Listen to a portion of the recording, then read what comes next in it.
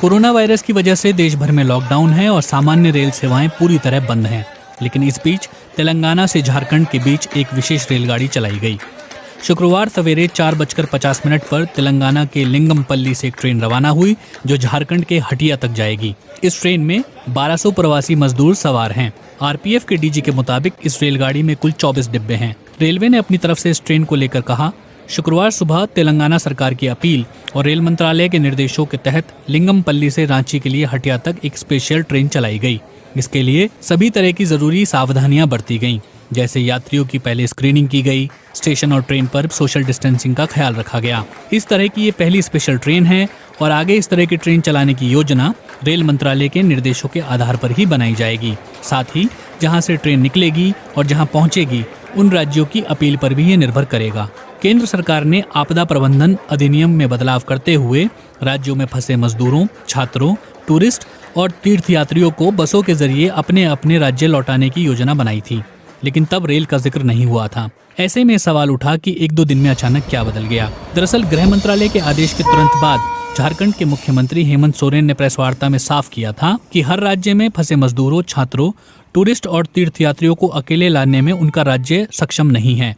हमारे झारखंडी भाइयों एवं बहनों, छात्र छात्राएं, सबको मेरा जोहार। भारत सरकार ने आप सब लोगों को वापस झारखंड में आने की अनुमति दे दी है। अब हमारा ये दायित्व बनता है कि हम आपको कैसे झारखंड लेके आए।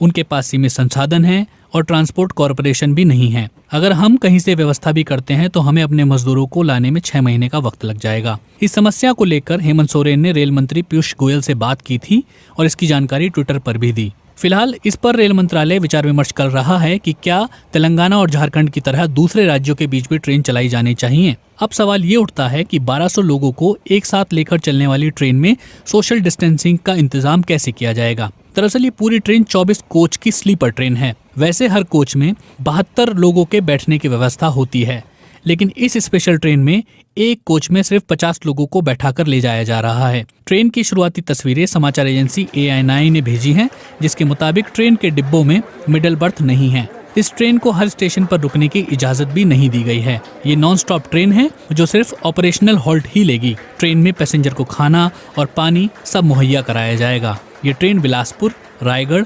झारसुगुड़ा होते हुए हटिया पहुंचेगी।